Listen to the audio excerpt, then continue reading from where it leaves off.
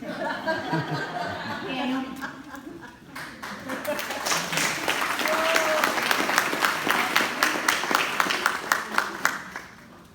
Who here loves doing things like swimming, boating, fishing, or just going to the lake? Okay.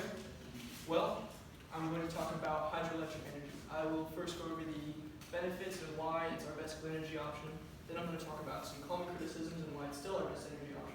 And lastly, I'm going to discuss the overview and history. I chose hydropower because it's incredibly old and it's really not as sophisticated as you would imagine.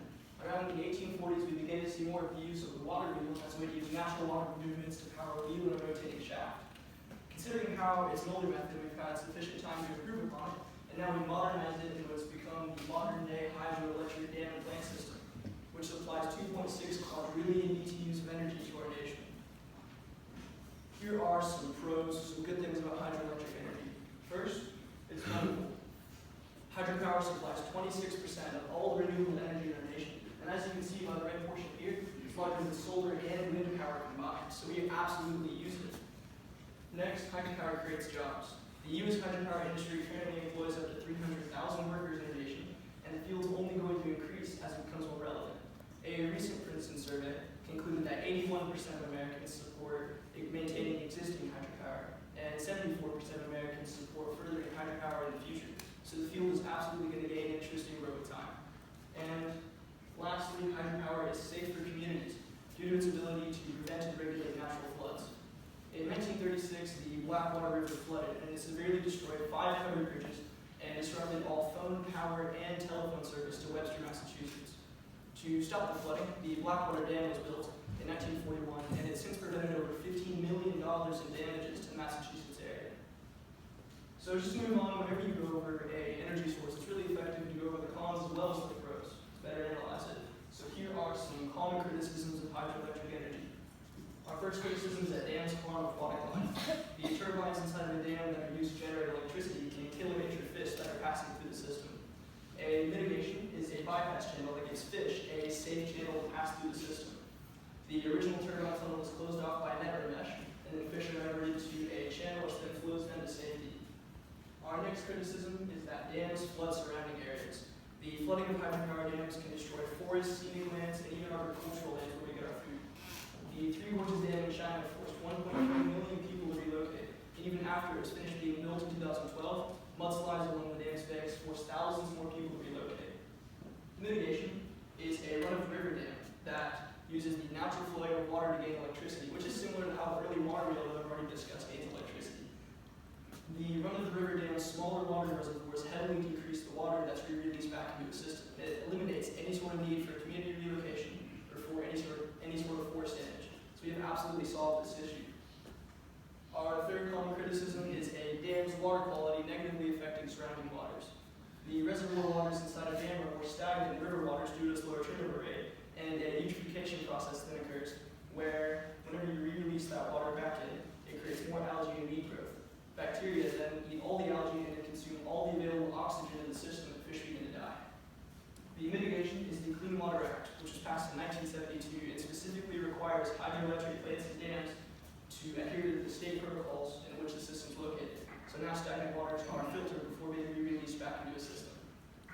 Our last criticism of hydroelectric energy is that it creates habitat loss.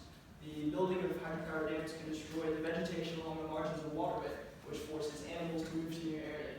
Specifically, in the United States, large portions of the salmonid habitat are destroyed by dam building. And as a result, the preyed upon zooplankton no longer have a predator, and the population spirals out of control. Mitigation is the Endangered Species Act, which specifically requires hydroelectric plants and dams to adhere to Fish and Wildlife Service and National Marine Fisheries Service protocols. And what those are, they're protocols that are updated on scientific studies on human impact on nature. In conclusion, I would really say that hydroelectric energy is a sustainable energy of our present and of our future. As I've talked about, our largest sustainable energy option does have a few drawbacks, but every drawback has a solid mitigation. We've solved all the issues surrounding it. As green power is becoming more sought after and wanted, hydropower is absolutely going to be looked for in the future. Really the question is, Can the harmful effects of hydropower be curbed? Well, absolutely. And will hydropower be sought after? Definitely. Hydropower is a sustainable energy sector that we need to invest our resources in. Thank you for your time.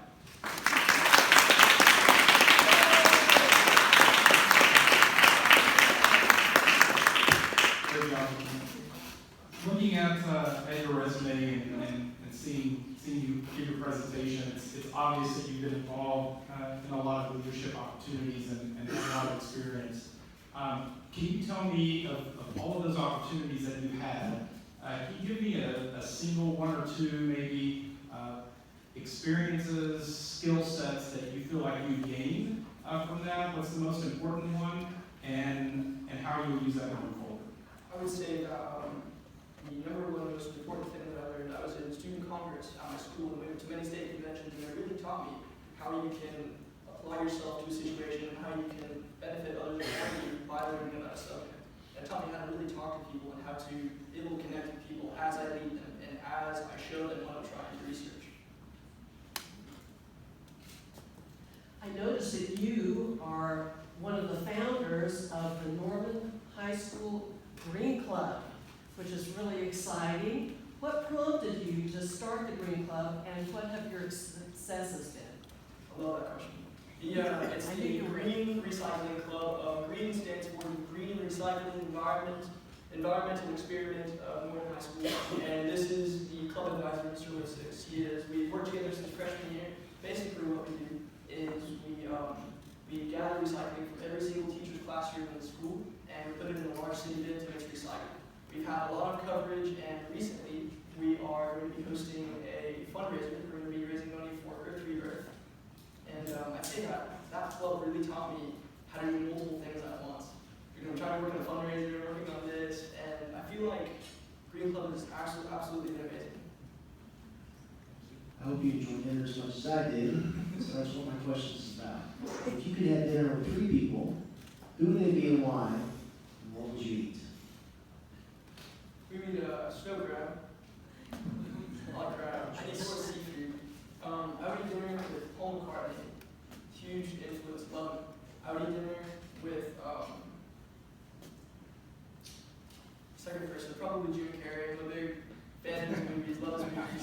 And third person, I'd have my grandmother Vinny there. Gotta love her, it's my amazing grandmother right there. Smart guy.